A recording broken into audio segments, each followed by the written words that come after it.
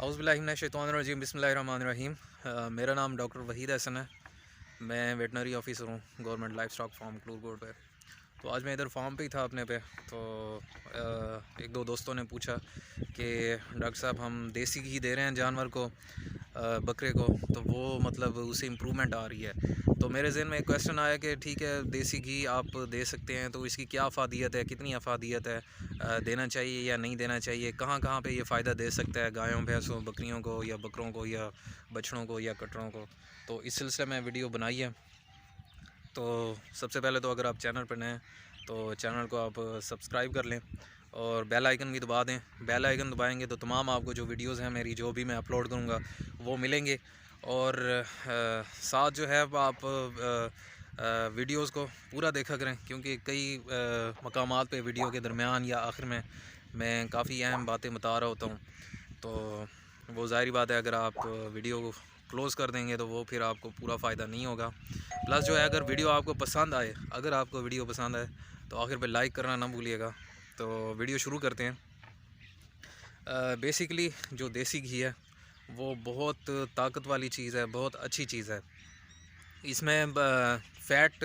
یہ totally fat content ہے، اس میں صرف انرجی ہوتی ہے، اس میں پروٹین نہیں ہوتی، اس میں کوئی منرل نہیں ہوتے، اس میں کوئی اور چیز نہیں ہوتی، صرف انرجی ہوتی ہے۔ انرجی بھی فیٹ کی صورت میں، اور انرجی بہت زیادہ ہے، طاقت کا خزانہ ہے۔ پلس اس میں کچھ وائٹامنز ہوتے ہیں جو بہت ہی اہم ہوتے ہیں۔ انرجی جو ہے اس میں اتنی ہوتی ہے کہ اگر 1 کلو دیسی گھی ہے تو وہ تقریباً 2.25 کلو جو گندم کا دلیا ہے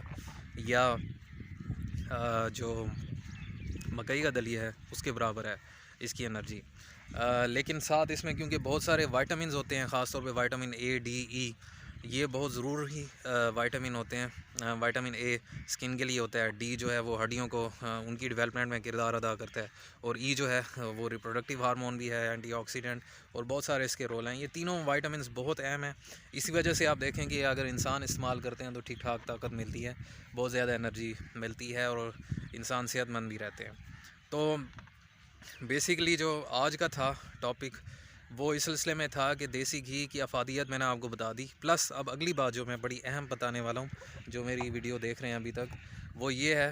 کہ دیسی گھی آپ جانوروں کو دے سکتے ہیں، لیکن آپ کو پتہ ہے کہ دیسی گھی مہنگا بہت ہے۔ کئی علاقوں میں 1600 روپے کلو، 1800 روپے کلو، تو کافی مہنگا ہے۔ تو اگر آپ کے پاس ایزیلی اویلیبل ہے اور آپ سمجھتے ہیں کہ یہ مہنگا نہیں ہے تو پھر آپ اپنے جانور کو دے سکتے ہیں۔ لیکن اس سے بہتر ذریعہ جو ہے جانوروں کے لیے، انسانوں کے لیے تو دیسی گھی کھانا بہت اچھی بات ہے، یہ کئی بیماریوں سے بھی بچاتا ہے، لیکن جانوروں کے لیے کیونکہ ان کا معدہ اور قسم کا ہے، ہمارا معدہ سنگل اسٹامک، سنگل کمپارٹمنٹ کا ہے، ایک ہی کھانا ہوتا ہے، ایک ہی معدہ ہوتا ہے، لیکن یہ جو جانور ہیں،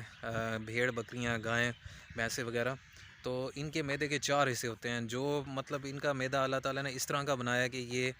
گھاس میں سے بھی طاقت نکال لیتے ہیں۔ انسانی معدہ اس قابل نہیں ہے، لیکن ان کا معدہ جو ہے وہ اس گھاس میں سے بھی طاقت نکال لیتا ہے۔ مطلب یہ فارمر کو میں سمجھانے کے لیے اس طرح کی وہ استعمال کر رہا ہوں، آسان زبان، کیونکہ ڈاکٹرز کی تو پھر ٹیکنیکل زبان ہوتی ہے، لیکن اس میں اگر میں بات کروں تو وہ پھر آپ کو اتنی سمجھ نہیں آئے گی۔ تو خیر، یہ جو ہے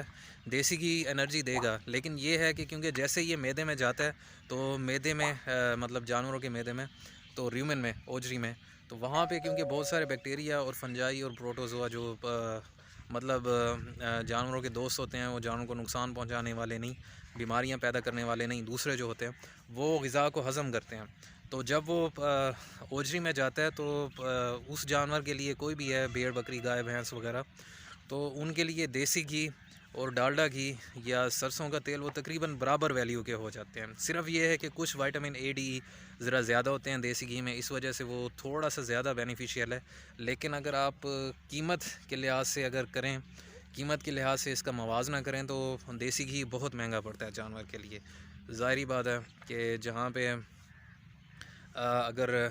جو ہے آپ کو 200 روپے کلو سرسوں کا تیل مل رہا ہے، تلوں کا تیل آپ کو 400 روپے کلو مل رہا ہے، ہر ایریا کے مختلف ریٹ ہوتے ہیں، تو وہیں پر یہ دیسی گھی آپ کو 1600 روپے کلو یا 1200 یا 1400 مختلف رینجز میں مل رہا ہے، تو وہ آپ کو کاسٹلی پڑتا ہے۔ اگر اسی کمپیریزن میں آپ دیکھیں کہ اگر 1600 روپے کا مل رہا ہے، تو اس کے مقابلے میں آپ کو ڈالڈا گھی کے جو ہے وہ